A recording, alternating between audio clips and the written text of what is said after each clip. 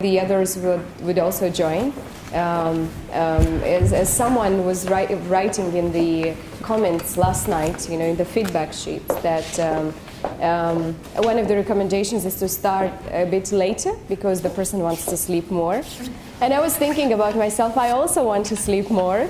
Given I'm here with a 5 months baby girl, my little baby, and believe me, I don't have like a full night, no proper sleep. So I was like, okay, there is one more person who would like to take more sleep. But anyway, welcome, and we are going to have a quite an interesting day today, because there are 2 sessions that we are going to dedicate in this first half of the day to issues concerning cybersecurity and cybercrime. I'm not an expert on cybersecurity, I have to say, which is why we are going to build the session together and look into the different challenges and different dimensions. Well, you bring your knowledge, you bring your experience, and I think with a little bit of thinking and of analytical look at what's happening, we can come up to some interesting conclusions. The second half of the day, just for you to understand, the second half of the day, we are going to shorten it. We will have, immediately after the lunch, we will have something that will be a simulation exercise where you will play the role of different stakeholders coming together. We will have a round table here in the middle of the room, and we will have to think about future actions for Ukraine in terms of internet governance. One of the stakeholders is also Council of Europe as an international organization present in Ukraine. So a representative will also be sitting around the table, generating ideas, and you would have the possibility to engage and interact. But more about how we do it, you will see a bit later. It will be an interesting exercise for you to also see how different stakeholders come and negotiate and, in a way, have their wish list for something that the government would then later accept or approve. So it's a bit of policy-making exercise for you to be part of. On the other note, thank you very much for the feedback last night. Definitely, almost 100% of those who provided feedback said they really liked and enjoyed the sessions related to privacy, to data protection, to things that we covered during the day yesterday. There were a number of you that said they would like to go more into the aspects of e-government and open government, but this is something that's outside of the course. We just highlighted those issues so that you see that where there are commonalities and where there are differences. And everyone said, let's continue in the same spirit and the same dynamics, so that we have a productive day today. With this, yes? Yes. Is it possible to say what time we are going to finish? I think we will finish 4 o'clock latest. So 4 o'clock latest. The day will end up with a certification ceremony. You'll get your certificate for participation, and I think it's important that you are part of that ceremony as well. With this, as the first session is something related to cybersecurity, let's quickly, because we will have now less than 1 hour and 15 minutes, quite a tight time to address all the aspects. Why cybersecurity, and what's cybersecurity from your perspective? Let's try to warm up a little bit and look at why are we talking about cybersecurity these days. Any ideas that come to your mind? Why cybersecurity, and what is it? How would we define cybersecurity? Well, mainly it is an access to secure and control to verified information. Okay. So secure plus verified. Verified information. Okay. Okay. Good. What else? So how else would you define cybersecurity? Secure communication. Secure communications. So I'm just going to write communications here. Okay. What else? What else would happen in a cyber secure environment? Protection. Protection. Data protection. Okay. Okay. Data protection. Trust. Trust. And we talked a lot about trust and the fact that it decreases, and we'll see why. Confidentiality. Okay. Okay. What else comes to your mind when you hear safety? Safety. Okay. Couple of more ideas. What's that something that comes to our mind when we think or when we hear, when we see the word cybersecurity? Anything, really. Measures against cybercrime. Measures against cybercrimes and those who commit those crimes. Policy directives. Policies. Policies, measures. Okay, good. Conventions. Okay. Is it copyright or copyright? So copyright is also something that comes to your mind when you. Okay. Yeah. There is no cyber. There is no cybersecurity. See, yes, I believe that it's impossible to perform. Okay, that's an interesting point. Security. Impossible. Always there is a danger, violation. So there will always be something up there. Okay, so you don't believe that it's possible to ensure. Maybe a cybercrime campaign. A cybercrime campaign. Cybercrime campaign. Okay. Thank you very much. Very relevant, absolutely wonderful ideas. We'll see where they fit into the debate around cybersecurity. As cybercrime was mentioned, Monica will talk a bit later in her session specifically about cybercrime. But let's quickly go into some of the aspects. You know that originally internet was designed in a way that it was thought for a closed circle of people who would use it, who were trusting each other, right? And the security of the network or the security of whatever was created was not a problem. It was not an issue. It evolved and it emerged as the net evolved and grew. So security was not a concern, which is why it became a concern. It means that from the very beginning, it was designed without having in mind the need to secure it. Probably this has led to so many challenging issues that internet is facing today. What do people do online? And we talked a lot yesterday about things we do online. You said communication. We have computers through which we communicate. We send emails, we use cell phones, we send messages. When it comes to transportation, we have traffic control signals, we have car engine systems, airplane navigation. It's even today possible if you have one of your relatives flying from a corner of the world to another part, you can see the flight in the live regime. You can see the plane with the number, you see it flying over the ocean. So it's something that internet allows us to keep track of. Governments, what governments do online? Governments keep all kind of records about its citizens. Governments have records related to licensing, to taxes, and so on and so forth. We have the bank system or the finance system, which is also exposed to the online medium. We have medicine, and yesterday some of you talked about the medicine or e-medicine. Again, we have online the records and all kind of equipments that communicate amongst each other. Yesterday someone said about Internet of Things, this is going to be an evolving thing. Education, we talked about the learning opportunities. Again, people are online doing all kind of research, doing classes, being in the cyberspace. These are the things that came to our minds when we thought about cybersecurity. If you look at them, I have here two similar, more or less similar definitions.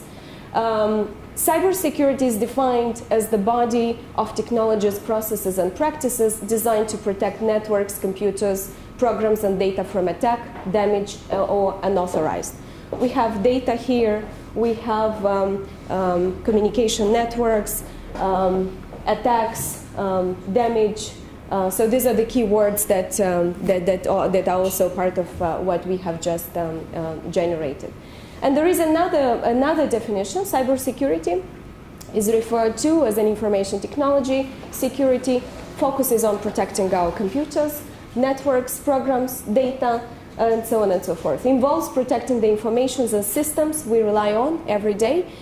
We use the information systems at home, at school, in our offices. So each and every single point where we have access to computers is also connected to the discussions about cybersecurity. The threats. Very quickly, this is something that you definitely are aware of. We have viruses. I'm just curious whether we have someone in the room who has never experienced viruses on the computer. No, we all experience that. Viruses, identity thieves, right? People who obtain unauthorized access to our personal information, such as social security, financial account numbers, and they use this information to commit crimes, to commit fraud. We have hackers. Hackers are actually very smart guys, because can you imagine coming up with something that is even more advanced in terms of the protection? This is something that really requires a certain type of thinking. So they get into our computers from remote location. I remember more than 10 years ago, all of a sudden on my desktop, I just found a file. It was a Word document. I knew that I didn't leave anything on the desktop. I opened the document and someone was writing. There was a message. Like, hey, you silly guys, I could have completely destroyed your computer, but I feel, in a way, I feel sorry. I would feel sorry. It would be a pity to destroy whatever information you have. So please be more careful and protect your computer. Thank you very much. I was like, what? Really? No, it was serious. Seriously, it was a message that it was in a Word document. I thought I wrote myself something, but when I opened it up, it was a message from someone who did enter in my computer. I was lucky; he didn't destroy anything. So things happen. Things happen, and hackers are the one that. And in the cybersecurity discussions, we are not always talking only about people behind. There is also the technology and the kind of software that you could download. It gathers. Sorry, I just wanted to slightly interject actually, because cybersecurity, I just want to be very clear, is actually about infrastructure. It's about networks and systems. So it's about protecting the systems of the national infrastructure. So it's really, if you've got a country, the government has networks, the banks have networks, the shops have networks, the electricity grid runs on computing. So when you talk about cybersecurity, you're really, this is the big topic, the big national discussion about what the country has to do and what to protect its security. So what does Ukraine have to do to protect its electricity, to protect its banking networks, to protect its industry, finance and banking, and to protect the government systems, your tax system, for example. And it's the government thinking big. I mean, another obvious one, of course, is things when you, like nuclear plants and stuff like that, which are part of the electricity grid, but where if somebody hacked into them, that would cause serious damage. So cyber, this is the big picture, and then the elements of this is more related to, we're talking about what happens to you, this is cybercrime, but the cybersecurity is a very specific term about national infrastructure, and that's, I think, where you're going with the case study, I think. Indeed. Thank you, Monica, for jumping in. Indeed, which is why there is a lot of discussion these days about the critical infrastructure, how the cybersecurity affects the critical infrastructure, as Monica just pointed out, of any country, because attacks could happen on any of the networks that Monica just mentioned, be it banks, be it, I don't know, schools or educational system, be a network of a particular ministry or central authority, local government, you name it. And of course, governments have to be very aware, but we will talk about measures and ways governments address these issues a bit later. So, if you look at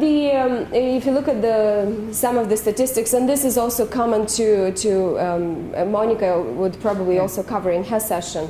There is a lot of statistics dealing with the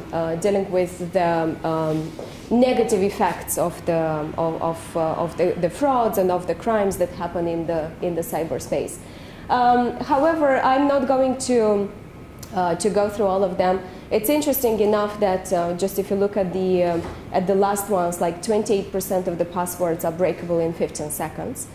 Something that anyone, regardless of where the person works at home, in an office, for a big corporation, in a bank, in I don't know, electricity industry, or you name it, they have to be very careful about the passwords, the quality of the passwords that they use. And also, it was interesting for me that 69% of former employees can still access their systems, which means that if someone has left a previous job, he or she would still have access to the information system, would still be connected to the former company. And 50% of the end users have taken data from their company. And I was just wondering myself, as an employer who have staff, how many of my staff take information from within the organization and take it to other devices and stuff like that. The cyber attacks, who is usually behind? We have the PT criminals or PT crime. It's called a crime that is not considered to be as serious as compared with some other crimes.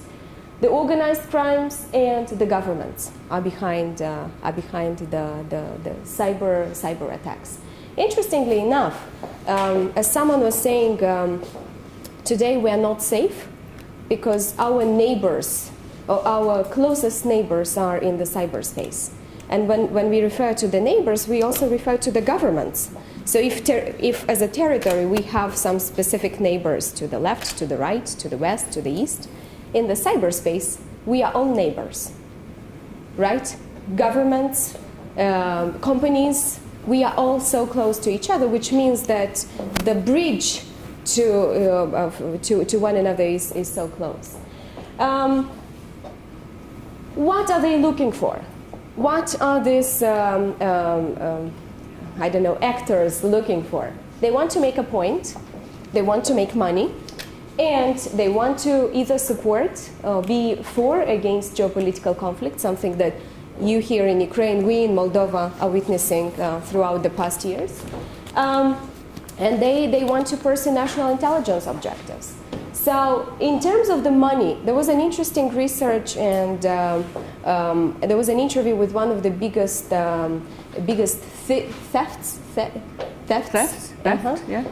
who was one of the best in attacking banks and robbing from the banks. So people were asking him, why are you doing it? Why are you getting into the banks?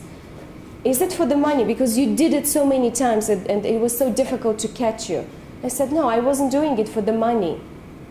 I was doing it because I got an enormous level of satisfaction and joy from doing it. So probably it's another category of people who stand behind the cyber attacks, people who really enjoy attacking and doing this sort of things. May I ask, what do you mean by making a point? Making a point, they want to position them. Imagine if we, for example, this would be connected to supporting geopolitical conflict as well. Because if you, yes, immediately, Monica. Because if you are in a particular conflict, and the position, we will see later, a little bit later in one of the examples, and if the political kind of negotiations are stuck, or governments are stuck in, then cyber attacks are there to again confirm and show what's the position of a certain party. Monica, you could agree or disagree. I was with just me? going to give a couple of examples Please. that would support that point, because there was the attack that some of you may have heard of on Sony.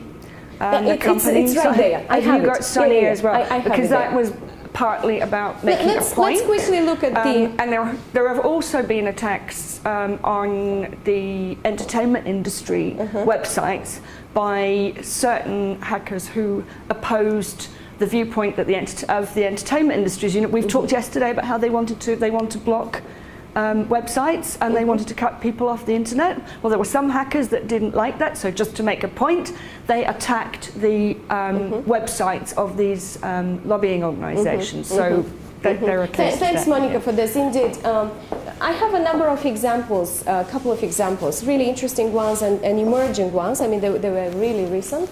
There is an US health insurer that's called Anthem. It was hit by massive cyber attack, and according to their spokesperson, there were like 78.8 million people that have been, you know, in a way not damaged by that, but who have suffered because of those massive cyber attacks. Private data has been exposed. I think they even, because you see, it's February 2015.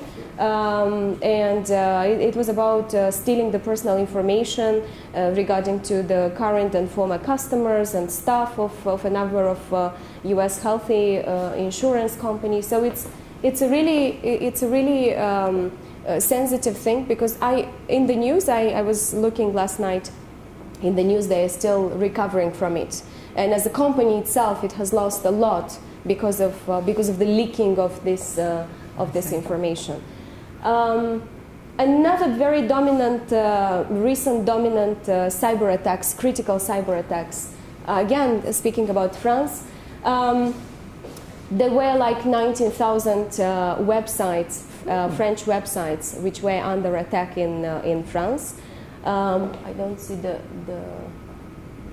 date of the news, but anyway, what they were doing, they have defaced the websites of French businesses, religious groups, and what they were doing, they were posting on the home page of those web pages Islamic related messages. They would even have photos of someone wearing a mask, a picture of someone wearing a mask, being put on the home page of those web pages, and sending different pro-Islamic messages and images. Something like this hasn't happened to France before. It's very recent. And as a continuation, we have seen the terrorist attacks from last week. So there is definitely a connection between what's happening in the cyberspace, probably. And Monica, you could also agree with me on this, that and you too, probably the French government should have taken this kind of attacks a bit more serious in terms of predicting that offline attacks might occur as well, because there were different comments about this case. So it was like a signal for France in general. I'm actually wondering what they could do if there are 19,000 civilian websites, so ordinary websites that could be yours or mine, that are attacked. I'm wondering what the government could do, except put out a campaign advising ordinary website owners what protection they should have for their sites. There is no way, as we saw yesterday, you cannot put a barrier around a website. So the government could not put in place its own protection for those sites. So the only way you could do it is to have a PR campaign from the government advising people what to do about their own sites. That would be my response there. But it also occurs to me that yes, there are other cases where government websites have been attacked by people wanting to make a political point. Point. But not as bad as this one. This was not that bad. The idea is that in the comments that were online, people were linking today what happened to the civilian websites and the attacks from last week. Stay here. Another interesting case, maybe you've heard, and Monica has talked a lot about and giving the Sony example. This is something that is thought to be the first time US is punishing a country for a cyber attack, and I will immediately share the details. So US has imposed sanctions to North Korea because they believe, US believes that this is a North Korean attacking the Sony and hacking the Sony corporation. White House reported that they imposed sanctions because they have evidence. And let me show you what evidence is here. Let's see in retrospective what happened. Sony computer systems are hacked, exposing embarrassing emails and personal details about different stars. Then North Korea denies accusations that it is behind the cyber attack, but praises it as writers did. Guardians of Peace hacker group threatens 9/11 type of attack on cinemas that are going to show the film. But let me go back to this slide. Oops. Sony was about to release the interview, a comedy about the plot to assassinate North Korean leader. This was the thing that caused this entire Sony issue. This is something that is in the retrospective, and North Korea did a different times announce about specific things which US considered that as being very evidence-based proof for adopting sanctions against North Korea. Again, I don't know, Monica, maybe you know further examples, but in the history of cyber attacks, this is for the first time that, in this case, US is imposing sanctions to North Korea. North Korea, of course, denies everything, but still the evidence of the messages and of the behavior that happened proves that North Korea is behind it. Estonia cyber attacks in 2007. Have you heard about what happened to Estonia? Yes, it was a big case. It was a big case, and it was something that happened in very interesting contexts. What do you think provoked the cyber attacks on Estonia? What were the factors that provoked? Was it to make money? Was it to make a point? Was it because of the geopolitical? Geopolitical. Okay. Where do you think the attacks happened from? From Russia. Do you have evidence? It was tracking information that shows that main service and the motherboard service of that cyber attack viruses, they was made in Russia. Some points of some like comments in code was in Russian.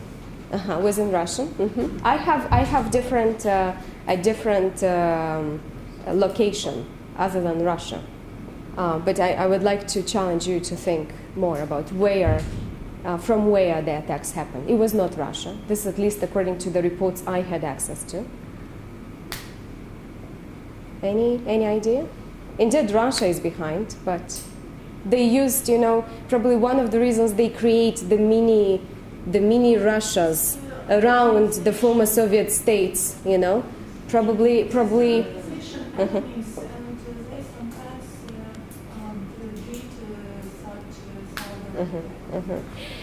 I had back in 2008, 2009, I had a meeting at the Moldovan Special Center for Telecommunications. And within one of the reports, the attacks on Estonia happened from Transnistria. Приднестровье. So this is the part, you live like a few hundred kilometers from that region.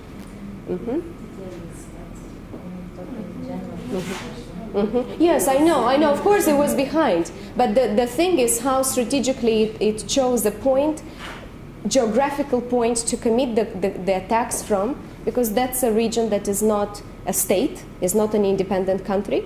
And it immediately, it's neither part of Moldova officially, because this is kind of a separatist republic and they want to become independent. So it's a very tricky thing how you keep the government of that particular region accountable, or how do you deal with this, right? It's a very tricky thing. But let's see what really happened. You have in your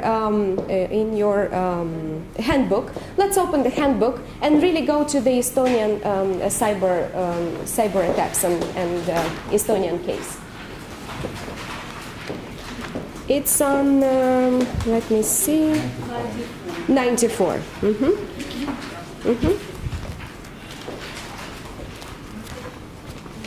94. Because when we deal with case studies, in dealing with a case study, there is someone who reads it aloud for everyone. Is there anyone who'd like to read the first part of the case study? Case of Estonia. This first part. Let's quickly go together through the case. Yes, please. From 27th April to 18th May 2007, Estonia fell under the cyber attack of unprecedented size. The cyber attacks targeted key governmental and private websites and selected critical information infrastructure while using a wide array of offensive techniques. At the highest moments, the amount of cyber traffic from outside Estonia affecting governmental institutions was 400 times higher of its normal rate. The cyber attacks campaign had two distinctly different phases. Okay, thank you very much. Someone else? Let's look at the phase one, please. Phase 1, emotional response. Phase 1, most of the attacks were related to simple denial of service. Attacks against government web service and Estonian news portal. Many Estonian news portals went offline for a period of time during the beginning of the conflict. There were also a few cases of targeted web defacement attacks. Okay. Thank you very much. So this was the emotional kind of response. It was not that severe. Phase 2. Anyone else? Phase 2. The second phase, please. Phase 2 main attack. Phase 2 much more sophisticated using larger movements and well-coordinated attacks appeared. Most dangerous were distributed denial of service, attacks against critical national information infrastructure. So it's exactly the critical infrastructure that Monica was making a point on, which is very vulnerable if there are no proper security measures in place. In some of these DDoS attacks, that was temporary success. For example, two biggest banks in Estonia came under heavy DDoS. For one of them, the attack lasted for almost 2 days, and online services were unavailable for several hours. Can you imagine the damage of having services off for 2 days? What are the losses, the economic losses? Thank you very much. Let's continue the case. Several attacks were also performed against critical rules and internet service providers, which did manage to disrupt the government's internet-based communication for a short period of time. Last year, those attacks were also organized against government websites. Some of the sites experienced difficulties and temporary loss of service. Okay, thank you very much. Again, attacking the critical infrastructure and attacking the governmental portals and websites. Let's continue quickly. Yes, please. In all, there are two separate phases that were tied together by the same political event. The attacks came in waves with Congress once coordinated for politically significant dates. For example, the most massive attack wave on the 9th of May coincidence with the date the victory in World War II is celebrated in Russia. Based on available information, work in wide databases, systems, or registers of the public and private sector was not disturbed. The main objective of the politically motivated attacks was to bring down the internet system by Overloading it. Thank you very much. And let's look at the last part. Anyone quickly? It is not clear which persons, groups, or organizations were behind the attacks. The anonymity of the internet makes it difficult to identify a specific attacker. The only known self-proclaimed attacker so far is a commissar in the pro-Kremlin Russian news group Neshik. However, it's possible to affirm that while the first phase was mainly an emotional and spontaneous response of simple hackers to the political events, highly skilled cyber attack specialists were involved in the second phase. Many attacks in the campaign were well coordinated, which usually requires significant resources. Of course, Estonia has learned its lessons. Estonia looked into the consequences of the cyber attacks, and it is now known as one of the most advanced countries in the region. Yes, everyone is today dreaming about having models in place like e-Estonia. Estonians have a virtual identity, so you can be a virtual citizen of Estonia. Anyone in the world can become. There is a process to get to do that. They have almost all their public services online. They have, I mean, internet is everywhere. If you travel from Tartu to Tallinn, they have speedy Wi-Fi. You can check your emails on the bus. So it's really amazing. It's unbelievable what they have constructed, what they have put in place. Before I share with you the interview with the Estonian president, who is he's an IT guy. He's a technical guy, and you will see the difference. What does it mean to have a president with this kind of knowledge and experience as the Estonian president? Just before we get there, just to share some other challenging examples of the attacks that happened and are relevant to our region. So we had the attacks on Estonia. We had wars in Georgia, Ossetia, involving cyber attacks mainly by civilians, but possibly the government was also involved. U.S. Department of Defense sets up Cyber Command in 2010, and we have another interesting example when U.S. authorizes cyber attack on Iranian nuclear facilities.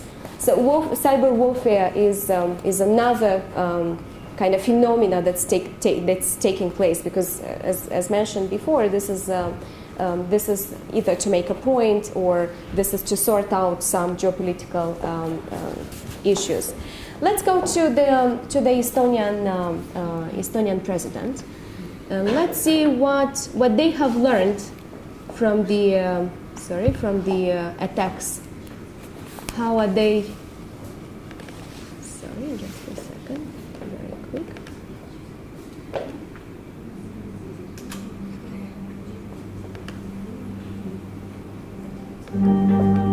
In April 2007, Estonia, a country of just over 1 million people, was hit by a major cyber attack. Banks, broadcasters, and government organizations were just some of those whose systems were attacked. 6 years later, NATO Review asked the country's president what it's learned about cybersecurity and who is best to provide it. Mr. President, do you think in order to gain more prominence, something more serious such as taking control of planes or actually bringing some deaths about by cyber attacks will be needed before this is really taken very seriously? Well, if someone wipes out the financial records on Wall Street, no one has to die directly as a result of it, but that can be pretty bad. And I would just suggest any politician says, well, no one's been killed, and say, fine, that's true, and let's hope it stays that way, but your country's banks have just lost all of their financial data. Cyber attacks have become even more high profile recently with the attack in South Korea. Do you feel that NATO's in a position to defend its own members? If you completely paralyze the country, and then nothing's moving, there's no phone service, there's no food coming to the supermarkets, the hospitals are not working, well, I mean, what good does an army do? I mean, in fact, the army doesn't know who to fight. How much do you think that the cyber community will wait for institutional responses to this? And how much do you think a grassroots response is actually more likely, which you have some evidence of in Estonia with the defense league? We had this idea that, well, maybe people might want to volunteer to do this. And so we offered this program whereby people who work in the private sector and IT can volunteer their services just like National or Home Guard does. You know, just a couple of hours a week, couple of weekends a month, or a weekend a month. And as it's turned out, it's been hugely popular because, well, I mean, if you're a computer geek somewhere, I mean, you're making a lot of money, but what you're doing is, not necessarily, you're not serving the country. We have this overwhelmingly popular response of people who want to donate their time. And of course, they do get an additional benefit because they have to go through to obtain a security clearance. So if you're in the private sector and you're sort of designing, Angry Birds, say we have a lot of people who design Angry Birds within Estonia, and then suddenly you say, well, now you can defend your country, and you get a NATO security clearance because we won't let you do it unless you do it. So wow, I'll have the NATO security clearance. It works. And with the end of the Afghanistan operation next year, do you feel that this presents an opportunity to push these kind of emerging security threats more to the front? I think the issues that we faced in 2001 to 2002 have been superseded today. Cyber defense was not at all an issue. The world was not wired enough in 2001, 2002 for, say, DDoS attacks to really have a meaningful effect, whereas today DDoS attacks are a regular occurrence. And I do think this is a mindset issue. That will change as we get more and more people rising up who have had experience with cyber.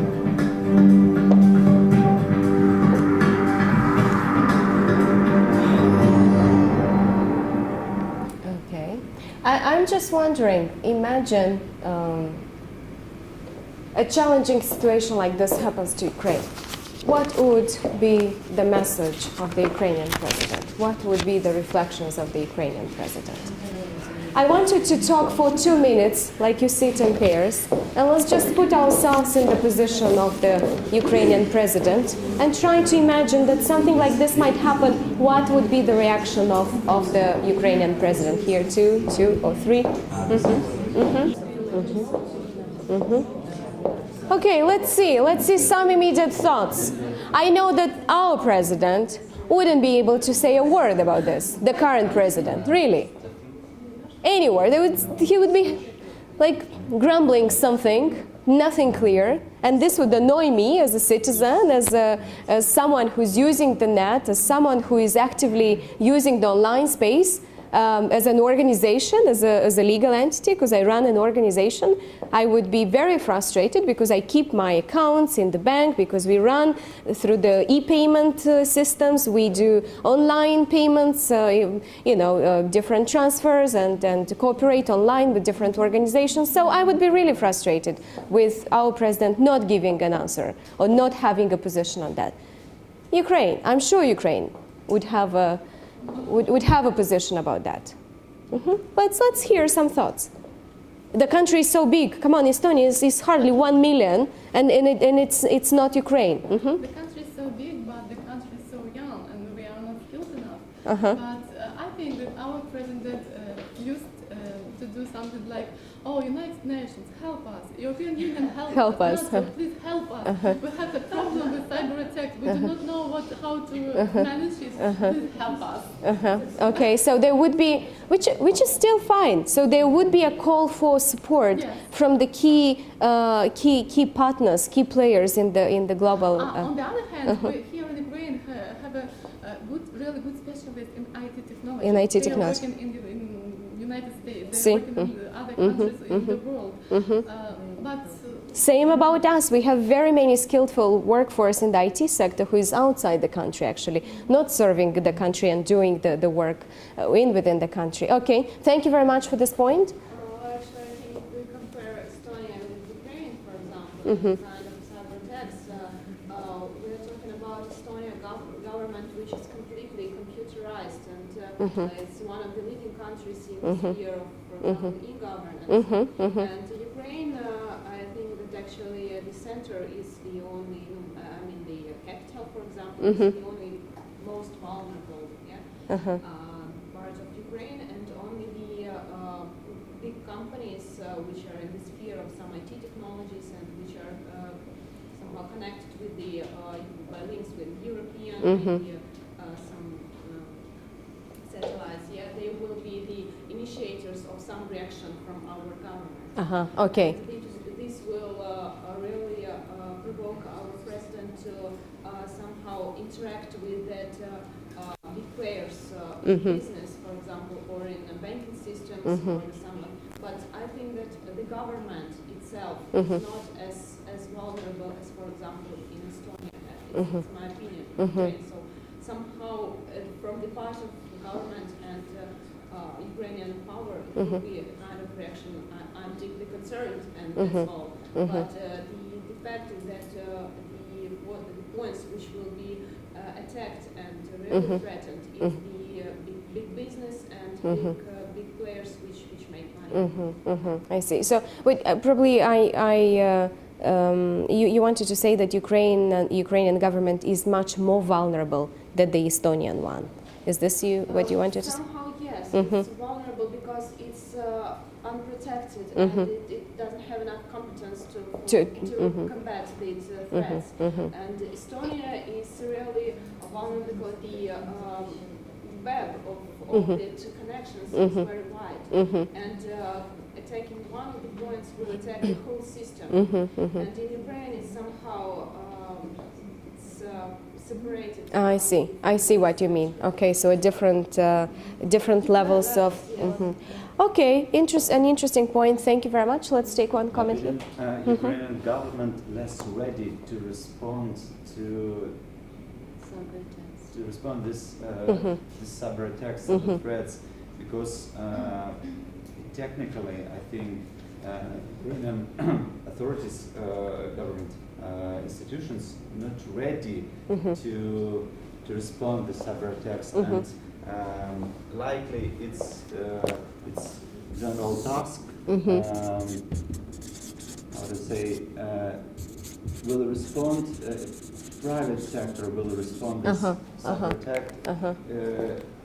It will be, how to say, lie on the on the shoulders of the on the shoulders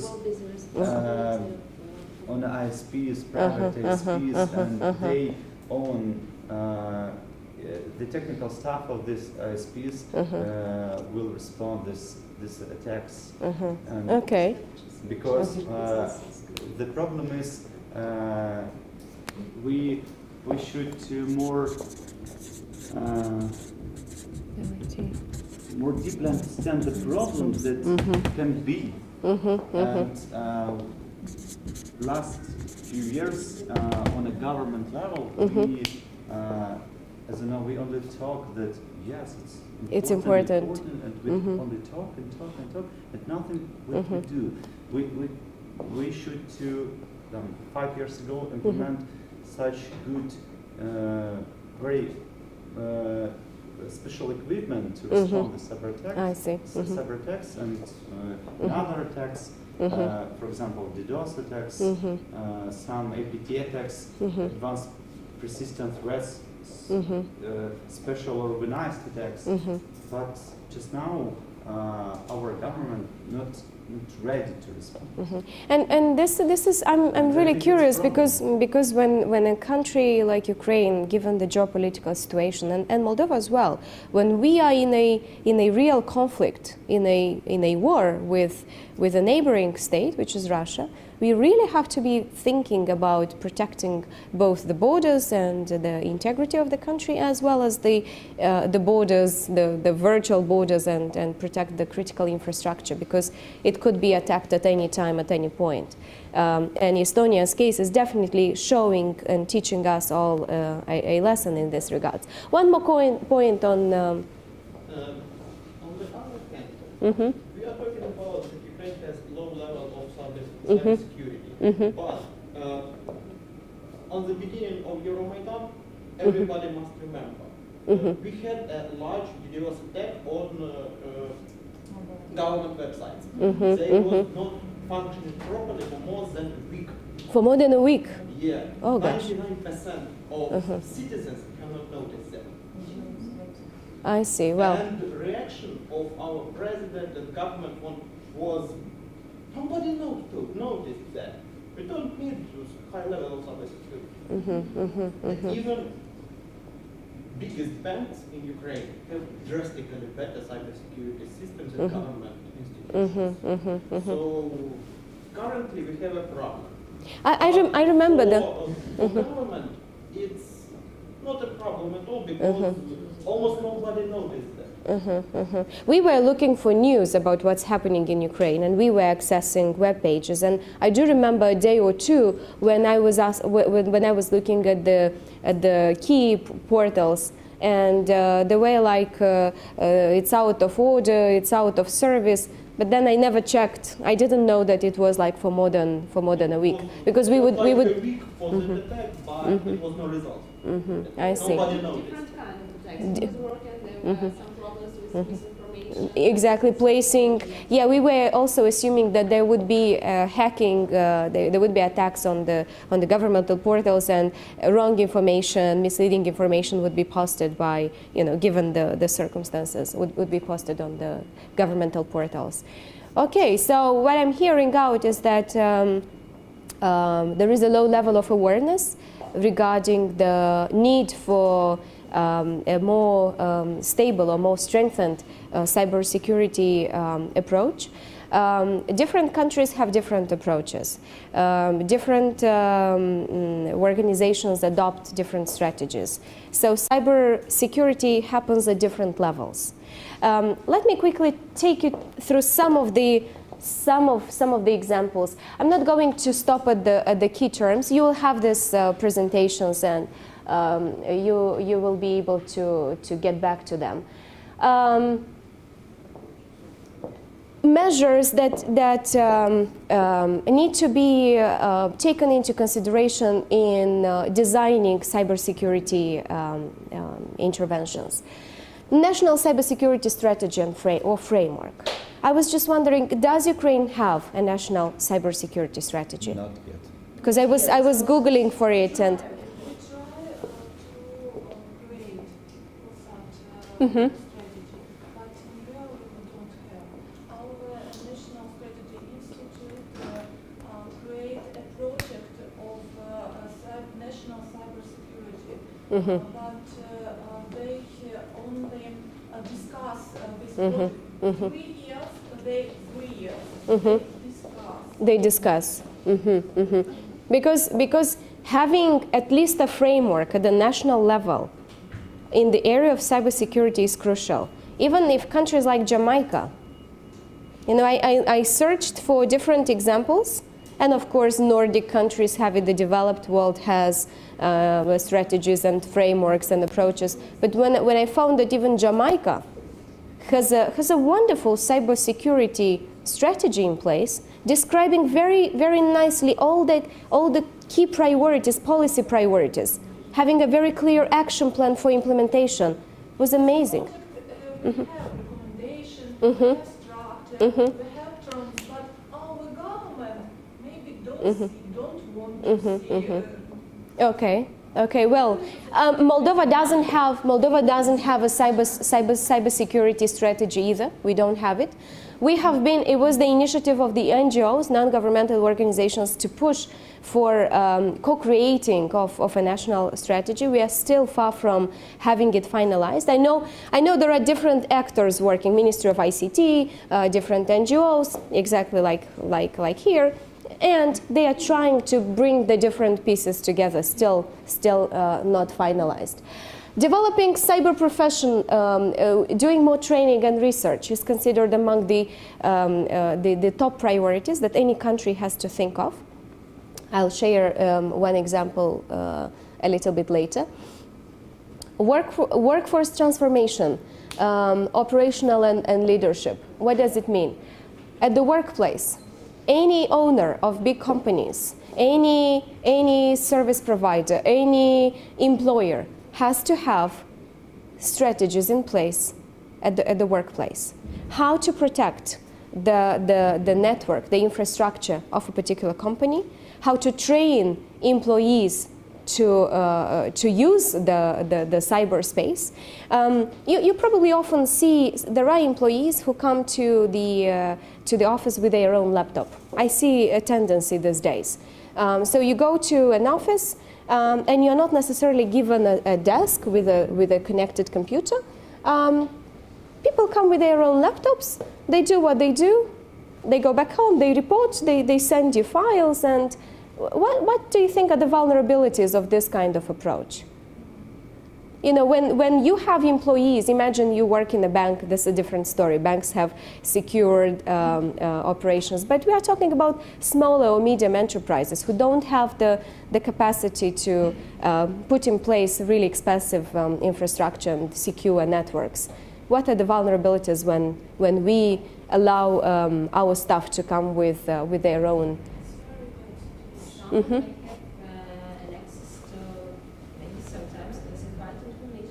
or to information that he shouldn't have access to. Mm-hmm, mm-hmm. And as employers, can we verify? Can we go into the computer of our staff and personal computer and check? No. We cannot control.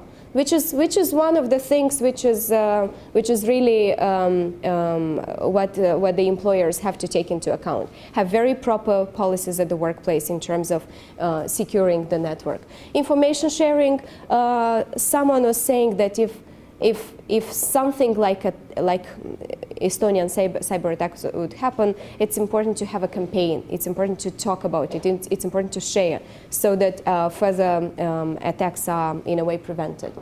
And there was an interesting point that I found, which I really liked very much.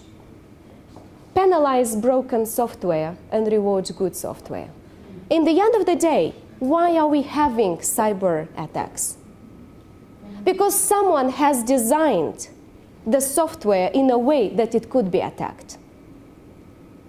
Is it logic? Yes. Yes. And there are even programs, US government is looking at, for example, just an example, is looking at ways to incentivize, to stimulate, to award companies and developers of really good software, something that's not going to be attacked. Or there are even crash tests in US on different software programs so that they test them before they are being released and being implemented. So specialists in cybersecurity, many would defend this position. Cybersecurity will be massively improved if there are less broken software, and cybercrime will be massively reduced if there are less broken software. Because those who commit attacks, they are capable to understand the technicalities behind the software and see the vulnerabilities, which is why allows them to commit what they are committing today.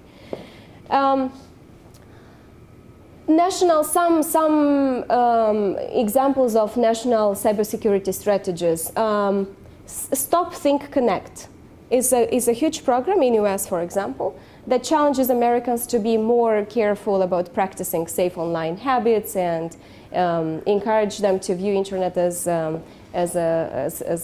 internet safety as a shared responsibility. So it's a huge program, national program, that teaches every single American that they have to be careful in utilizing, in the way they utilize internet, both in the workplace, in the public space, at home, and so on and so forth. At the European level, in 2012, the European Parliament adopted a resolution on critical information infrastructure protection. I think this is something that countries like Moldova and Ukraine could have a look at. Because many of the recommendations, they have been taken on board in the cybersecurity strategy and proposal for the Directive of Network and Information Security, which was published at the European level in 2013.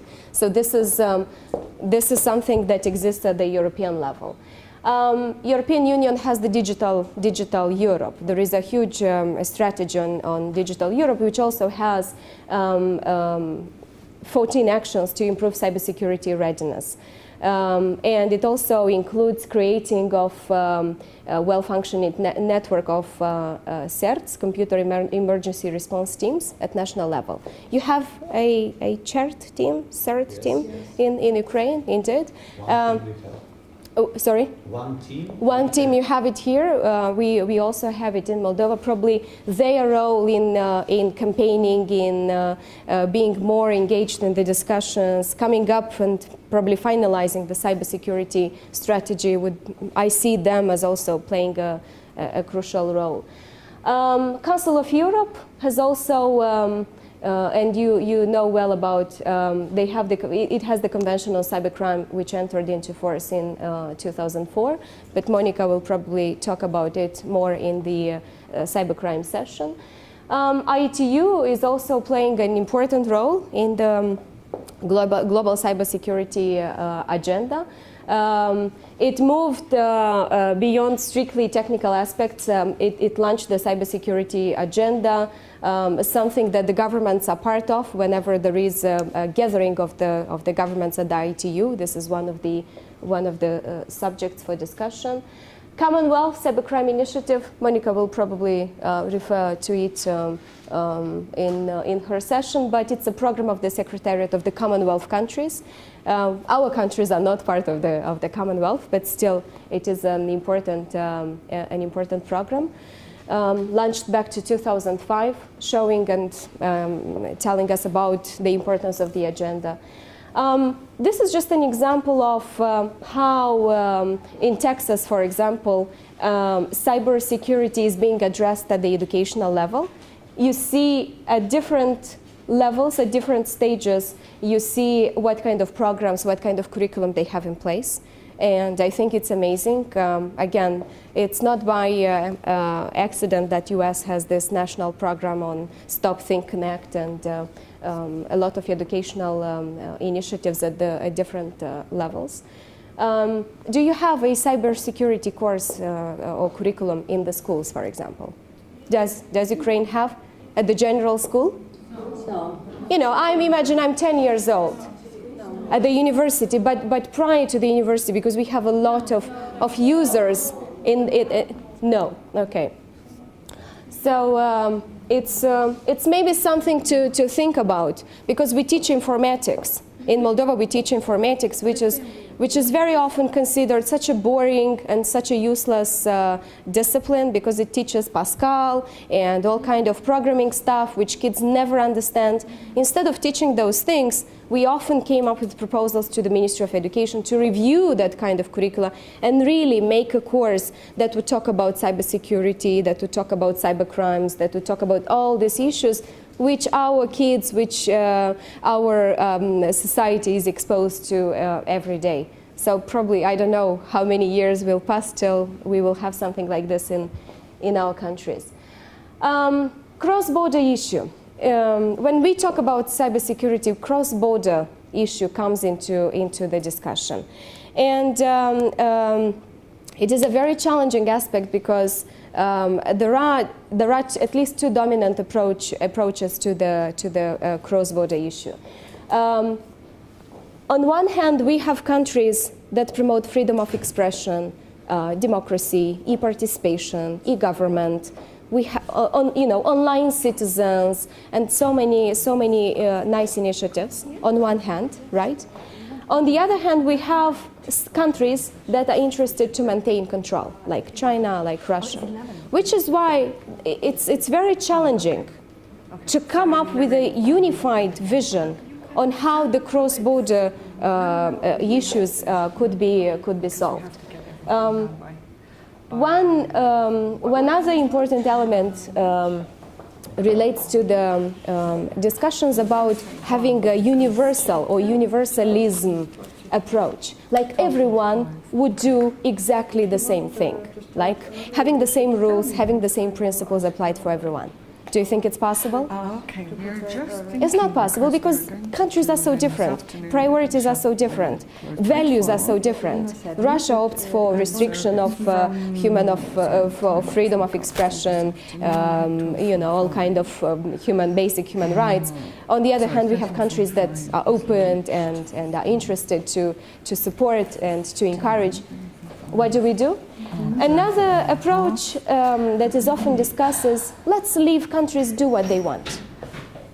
So the second approach is to have freedom to allow them to have do what they something want. which we are And going to unfortunately, skip this second approach section has here. turned out to But be there is the one dominant one. element that Because I we want cannot to have the present, which is universally this accepted cyber security principles, again, because of the differences in the way countries see things and perceive internet. The second approach has been most dominant. As you saw, the US decided to sanction North Korea. It was something that was agreed at the US level. This is something that they wanted to do. Did they consult with any other countries? No. It was their own decision, which means, once again, that the second approach in countries behaving as they wish is unfortunately or fortunately most dominant one. I think it's the only way we can do this. And again, this you've probably heard the term balkanization. Have you heard about the balkanization of the internet? What do you think it means? I can at least mention it. Balkanization, it's very oftenly used in literature related to internet governance, cybersecurity. The Balkan countries. Remember the conflicts in the Balkans. When Balkan... Yeah, exactly. So if they bring the light for about one, then we'll be fine. Yeah, I think so. Okay, thank you. Balkanization as a term is used to express opinions related to the fact that internet could be torn into pieces. Like there could be internets of internets. Like countries could have their own internets, which is why the discussion about having the universally accepted rules and procedures take place so often to avoid the balkanization of the internet is one of the very commonly used terms. We want internet to be open, to be interoperable, secure, safe. We don't want to balkanize it. Again, which is something that's still kind of debateful thing, because again, countries have and governments have so very different positions. Just as a conclusion, indeed, national strategies are important, national frameworks are important. Having clear approaches and vision for the countries is important, but everything starts from ourselves. Regardless of where we are, regardless of what we do, we should start protecting and contributing to the measures related to cyber attacks, to cyber crimes from ourselves. And last night I was just thinking, I probably have to, and sharing with Monica, I would probably have to start removing some stuff that I have placed on the internet, on Facebook, and try to be more careful in terms of sharing personal data, sharing information, because you never know who's behind a certain profile on the Facebook. Absolutely, I don't have guarantees that in my 2,000 friends who are there, who follow me, who watch what I'm doing, do I know 2,000 people? Do I know them well? No. There are several people I have never met in my life, and they're still watching and following me. I have no guarantee that someone could be watching me here in Kiev, knowing where I am or where I'm doing the training. Really, because we are human beings. We post things online. We depart from the assumption that people are kind. That my perception of life and of people is that everyone is good. Everyone is good. Every human being is a nice person. But in reality, things are a little bit different. So we have to be more careful in terms of the way we protect our own devices, our own computers, the way we interact in the online space, what we post online, whom we talk to, what we send through the emails, and so on and so forth. So these are some of the simplest, most simple things that we can do to protect ourselves. And because we have about 5 minutes left before we end up the session, as a reflection, what's in it for Ukraine? What's in this cybersecurity thing for Ukraine? Let's have an open discussion. Sorry? We need to have money, indeed, to have well-secured networks. This costs. Strategy, law, and vocabulary, and financial backup. Political will. So we need political will. Yes. Politicians should be aware of it. Government aware. How do we make them aware of the problem? What do we do with the politicians? Maybe invite to some international training. I'm not sure. This is one solution. There are people who are okay to be taken to different training and capacity building programs. I was sharing that back in 2004, I was doing my postgraduate studies in diplomacy and IT, and one of the core courses was on internet governance. Participants in the room were diplomats, were public servants, and there were few seats for civil society activists like myself. So everyone around the table was coming from the government, because the intention was to expose them to the discussions related to internet governance. So this is one solution. Whether they stay in the system, because there is a huge rotation of the human resources in the government, this is a different issue. You train them, but then they leave the system. They join the private sector, they join the, international organizations, and they are not there in the government to really utilize the knowledge that they have been gathering through the training courses. Ambassadors have such program with Great Britain in the case of social media. Excellent. Last year, they 3 months from foreign office manager here in Ukraine, and they told them about how can use social media and internet in their work.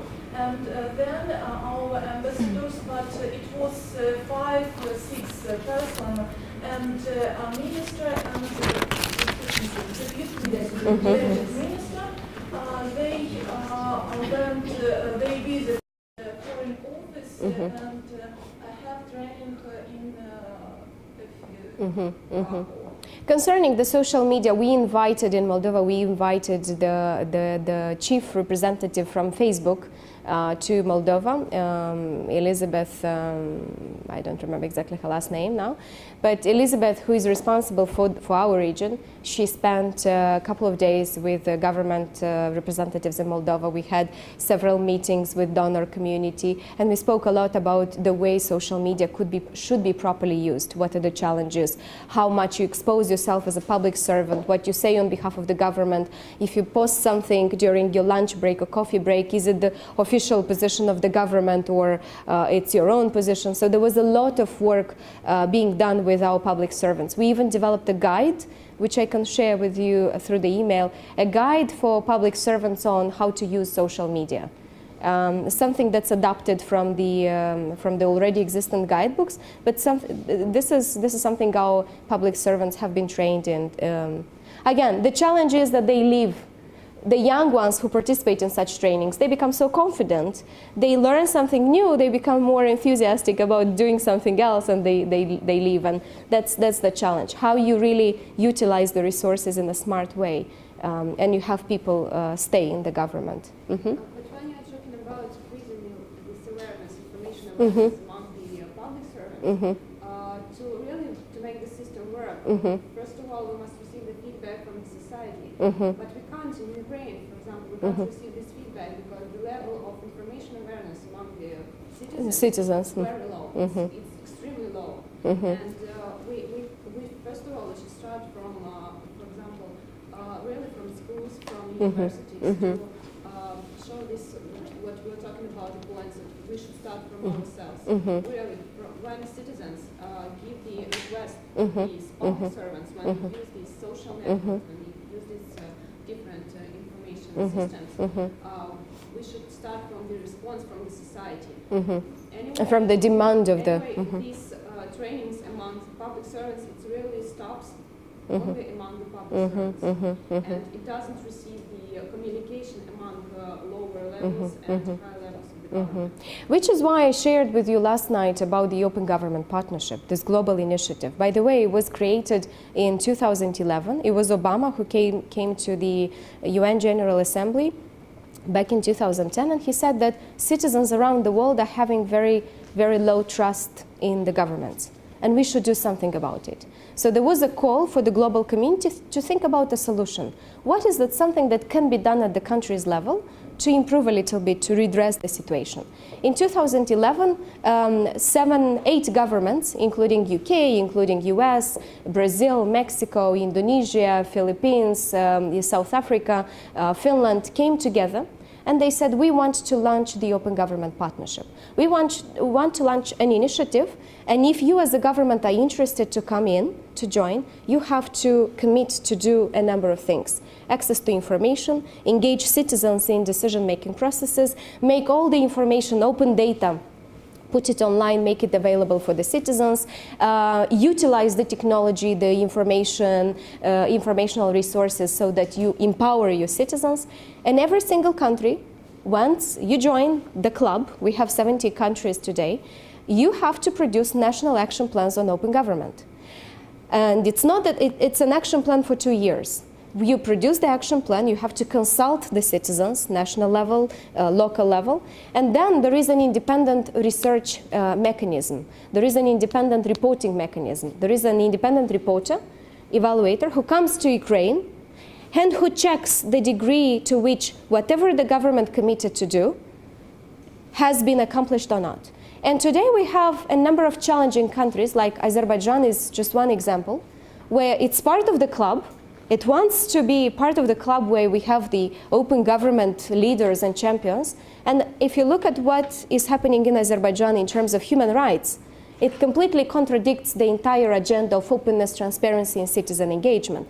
So the discussions are today on how to punish such governments for not delivering, to ask them to leave the club.